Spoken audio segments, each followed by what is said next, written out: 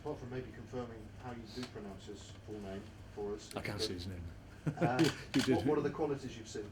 Well, he's a good young player. He's predominantly left-footed. He's good ability, 1v1s, got good pace, and he ticks a lot of the boxes that we're looking for in our good young players.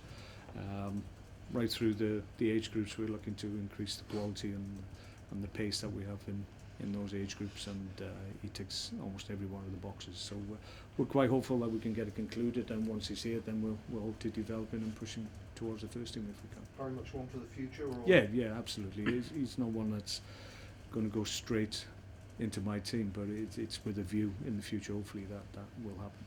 And Daniel Voss, that was another name I noticed? That's one of the names that's been banded around. It's not one that's I've got that much information on. And just one other, one that's already here, very much so, but for how much longer? Some are asking. Asmir Begovic, his contract, where are you with that? We're scheduled to have talks with Asmir's people next few weeks, I think. So it is what it is. I think both parties have stated that those talks will take probably at the end of the year. Will come to a conclusion at the end of the season, and we're very hopeful that Asmir will stay here. I get asked that question every week, and same answer. It's we want him to stay. We'll see if we can obviously make Asmir feel that his future lies here. We tick a lot of boxes that Asmir, as an outstanding keeper and a keeper that's ambitious, we tick a lot of boxes for him. So we're very hopeful that come the summer, when those talks are concluded, we'll be able to keep him. Although lots of big names seem to be connected with him, such as his quality, it's going to be quite hard to fend those off, isn't it? Well, there will be speculation around better players at football clubs. That happens. We're no different. He's attracted attention because he's an outstanding goalkeeper, so that doesn't surprise anybody. But we're very hopeful that we can show Asmir what he needs for the next stage of his career, and what we can offer is we'll be able to fulfil those needs from Asmir as the top keeper. Next, the documentary goes out in 2 weeks' time. Right. Okay. On today. You all done? Mark. Sorry. Sorry. Hi. I've just got a couple of separate ones. Obviously, Jurgen Klopp, it was announced this week that he's moving on from Dortmund. Lots of talk about the possibility of him coming to the Premier League. If he did come to the Premier League, could you see him making a big impact? Do you think he'd be a big hit here? Possibly. A lot of foreign coaches want to come to the Premier League. It's very attractive to them. He's a big character, big personality, seems. I don't know the guy personally. I've met most of the top coaches in Europe. I haven't met him, but he's had a good record, probably apart from this year where he's had a real struggle. Maybe that suggests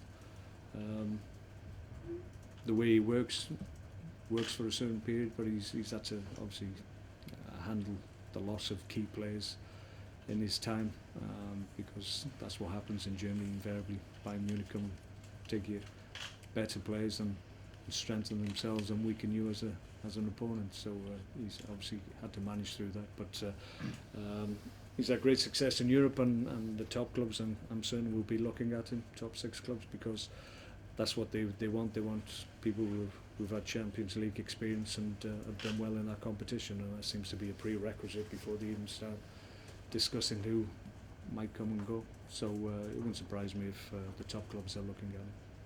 The other thing I was going to ask is, Kick It Out published some figures over the last couple of days about social media abuse directed at footballers, so like the levels of it, quite sort of shocking figures. So I was just wondering whether you would welcome tough sanctions against the kind of people that are behind that, the kind of people that... Yeah, absolutely. I mean, the internet's difficult to police, as we well know, but anything racist, homophobic, even in general life, it should be stamped on and rooted out, and it's not acceptable.